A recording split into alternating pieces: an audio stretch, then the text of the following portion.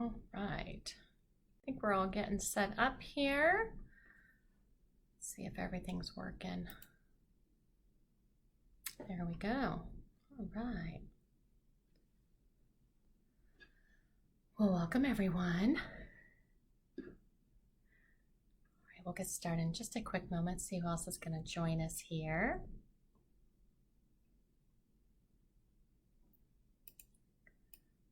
Righty, got that going on. All right, just making sure I got technology going on my side over here. All right, so for anyone who hasn't met me, my name is Jenny Ponzurek. Been in the world of school psychology for over 20 years, both as a school psychologist, tried my hand at administration, and nowadays I do a lot of support for districts through professional development, providing a lot of direct support to school psychologists as well.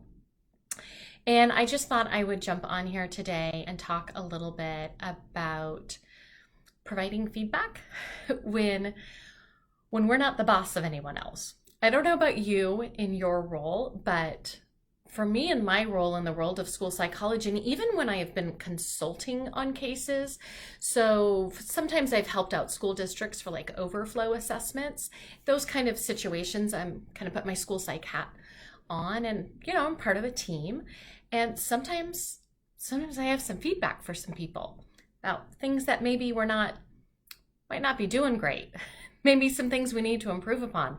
But it's hard because I, in my school psych world, have never been the boss of anybody. Nobody, right? So wanted to talk about this because it's right here at the beginning of the school year. For some of you, you already have students been back. I know I did a training earlier this week. People said, some of them have had students for 2 full weeks. Other people might actually still be waiting for school to start wherever you're at. I think the beginning of the school year is a really good time to reflect on what's been working for your team, what's not been working for your team. For those of you who are entering a new team, I think it's a really great kind of question to ask if you are meeting with your team about what has the team liked about how these kind of meetings have run, and are there any areas that we think we need to improve upon? Is there anything I can do to help support that? I know that I have a team that I've been working with for, I guess this is my 3rd year with them, and this is like on my agenda for our beginning of the school year, is to talk about some things that, not just things I think they need to improve on, but I'm looking for feedback. I'm always looking for feedback around ways that I can improve how I'm explaining things at meetings to parents, how long our meetings are taking, right? For some of you, you're in meetings and you feel like everything's going really well, right? You feel like the length of the meeting is going really well. Everyone does a great job presenting, might feel really cohesive as a team. And then sometimes we're on different teams. And some of you have multiple case managers that you work with. Sometimes it's like that team's working really well, and when we're in this team, it's not working as well, right? So wanted to talk about a couple of tips here. Let's see here. Well, how do we do this, right? How do we provide feedback for other people when we're not the boss? Now, sometimes I have had people actually ask me for feedback. Okay, every once in a while I've been in those situations. So, excuse me, I worked with a speech and language pathologist for a long time, and she was, when I started working with her, she was fairly new to the field, and she would actually ask me, could you review my report? See if there's any feedback that you'd like to give me? I'm like, of course I will. I'd love to do that. I've had instances where I might be changing the way that I'm presenting results at a meeting, and someone else is noticing that, and they're like, I'd love some help on how I might do this a little bit differently, right? I've definitely had that. But many times, I think more often, I feel like I want to give feedback, and I'm not even sure if the person even wants it, knows there's a concern, right? Like sometimes we get a little nervous. And it's hard because as a school psychologist, again, I'm not the boss of anyone at that meeting. Excuse me. But a lot of times I kind of see myself as kind of a lead in these like assessment discussions. I'm kind of a lead at our initials and our reevaluations as kind of, the go-to person when we're talking about bringing all the stuff together and everything like that. So I think a lot of times people are looking to school psychologists to make sure we're doing everything correctly, right? Are we filling out the paperwork correctly? Is there anything else we can improve upon over here? Do we need help with how our notes are being taken? Anything like that, right? So here's a couple of tips. Okay, a couple of different tips for you. And I like this visual here because in my mind, I think I could write a lot of different things to people, right? Sometimes I'm like, oh, we need to talk about this. Oh, we need to talk about this too. And we need to talk about this. And in my thought, I'm like, oh, we need to start with something kind of a little bit easier here. And I'm sorry if it's not showing up on the screen. So it starts off with saying like, we need to ask permission, right? We need to ask permission. Is it okay for me to even give you some feedback, right? I think that's an important piece for a lot of us. Now, let me just step back. If we have people on our team that are doing things that might get the team into trouble, if they're saying things at the meeting that are wrong, like from a legal perspective or something like that, I don't know if I'd ask for permission. I might ask for permission, like, I need to give you some feedback. Is this a good time? That might be my permission there. But a lot of other times I kind of want to check in, and I don't know about you, I don't always love unsolicited comments about things. So a lot of times I want to start by asking for permission there. And then something else I'd want to be thinking about, again, I'm sorry it's not showing up there. The next thing it says is concrete examples. Concrete examples, right? So a couple of things that I've been talking about lately is like presenting results at a meeting, right? We have some people on our team that present results at a meeting beautifully, and we have some that they need some help with. But we can't just go in and say like, is it all right if I give you some feedback on how you're presenting, and then say, it's awful, you ramble, oh, we really need to fix that, right? Like we would never go in and say things like that. And it kind of leads me to like the third one here that most of you can't read either, that says prioritize feedback. Next time I use this, I'm going to put them in the middle. I'm going to put those right in the middle, right? I can see it on my screen. It's just not showing up on all of your screens. Sorry about that. The other one is prioritize that feedback, right? Some people we work with, we have like one or two things to tell them, but some people we work with, we could make a list. We could fill up all these post notes.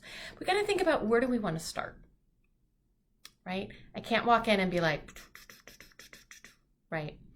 So these are some things that I would want to take into consideration as I'm approaching this conversation. And by prioritizing feedback, two types of things, and I think about this the same way when we're consulting with teachers, right? And we're trying to figure out like, where do we start? There's a lot of behavioral concerns that a student has, like which ones do we start with? So when I prioritize feedback, one of the things again would be, is there anything that's getting us into trouble or has the potential of getting us into trouble? I have to tell you, I had a principal, this was a really long time ago, and she used to say at meetings some things to parents that actually were not true. And I would just sit there and I'm like, you're saying it with such confidence, but that's not a true statement. Like sometimes she would say, if we evaluate your kid now and they're not eligible, like we can't test them again for like 2 or 3 years. And I'm over there and I'm like, no, that's not true at all. That's not true at all. So something like that would be kind of near the top of my list, right? Like we can't say things that are untrue to parents, right? That's going to get us into trouble. But the other thing to me would be, if I have a list about maybe the person facilitating the meeting, maybe it is someone who's taking notes at the meeting, right? Some of you might be those people, right? I used to like facilitate the meeting, present my results, and write notes all at the same time. Back in the olden days where IEPs were 5 pages long, it was a little bit easier back then. But if I have concerns that the notes pages is not including all of the legal requirements, or they're not in complete sentences. I don't know about you. Sometimes I see that and like, that just has to be at the top of my list, right? Like I understand how hard it is to take notes in the middle of a meeting, but before we send this to the parent, we need to fix it. we need to fix it and actually have complete sentences and complete thoughts there, right? And I'd love to help you with that, right? If you need some help there, we need to figure out something to do there. So one of my prioritizing feedback is, is there anything that's going to get us into trouble? But the other thing would be, what's something maybe a little bit easy to work on, right? So we get some success early on, right? Just like when we ask teachers, like you just told me you have a student who has like 10 behaviors you're concerned about. We can't work on all 10 at the same time. So sometimes I'll talk to teachers and I might approach it as, what's the most annoying thing to you right now?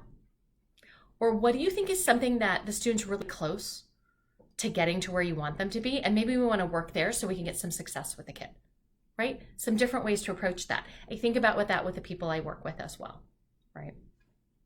So here's just a couple of things to kind of get us started here. And I don't know about you, I'm always looking for different ways to do things, right?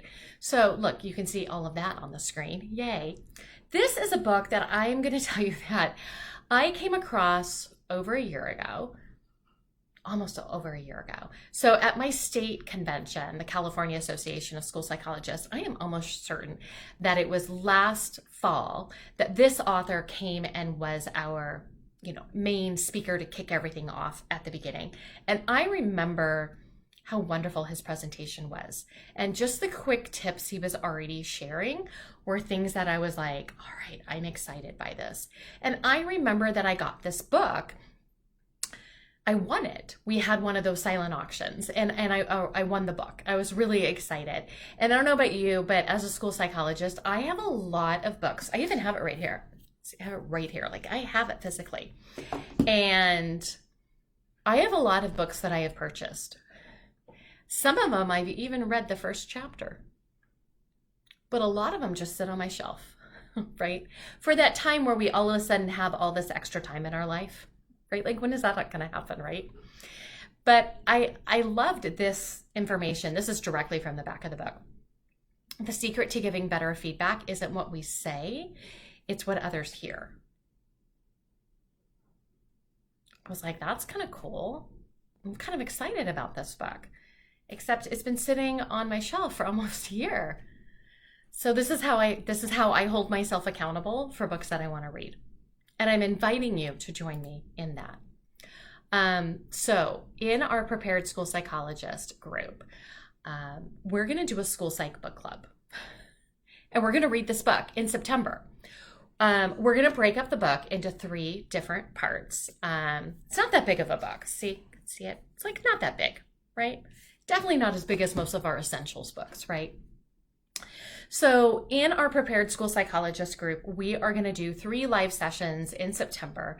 And if people are part of our community and they want to come live so that they can contribute to the conversation, that's going to be awesome. But we record a lot of things inside the Prepared School Psychologist, so we're going to record that as well so that if people are not able to come to them live, but they want to listen to the replays, that they're able to do that, right? So the Prepared School Psychologist is a group, for those of you who have known me for a while, this used to be called NSP Insiders for the newer school psych. And over this summer, I changed the name of it to the Prepared School Psychologist. It's the term at the top of the screen you can't read. Obviously, I'm going to have to work on that for the next time I do a live, right? The Prepared School Psychologist, I wasn't prepared for that. I will tell you, I did try this out. I tried it out with the first slide. I didn't go through them all. I got to be more prepared next time, right?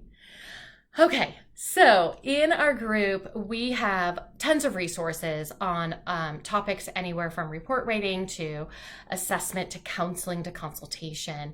And next month in September, this is going to be one of the topics. We're going to be talking about how do we provide feedback in instances where we're not the boss of them, right? And what I liked about this book, it even mentioned as an example, it says from boardrooms to classrooms, right? So it also talks about teachers providing feedbacks to parents. So I was like, this is a great book, because when I was looking for a book about how to provide feedback, almost every book that I looked at was how a boss could give feedback to their employees.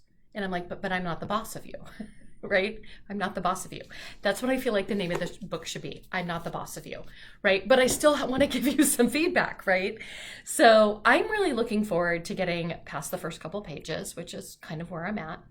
And we're going to talk about this, and we're going to try out some conversations about, what we might want to do with all of this wonderful information. What else are we going to talk about in September? Speaking of part of the things I talked about giving feedback on, we're going to talk a little bit about presenting results at meetings. It's something I'm always working on to improve how well I'm providing information to families, wanting to be as parent friendly as possible, but also, comprehensive. I'm giving them all the information they need so they can make informed decisions, but how do I do that without throwing on all the jargon that I like to use as a school psychologist? So we're going to be investigating that too during the month of September with some different videos there.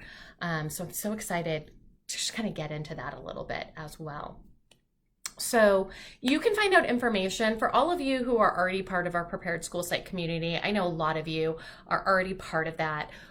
You're going to see an email that's going to include all of our book date, all the dates that we're going to do our live conversations. Come join if you are able to live. And if not, we usually upload the recording within about 24 or 48 hours.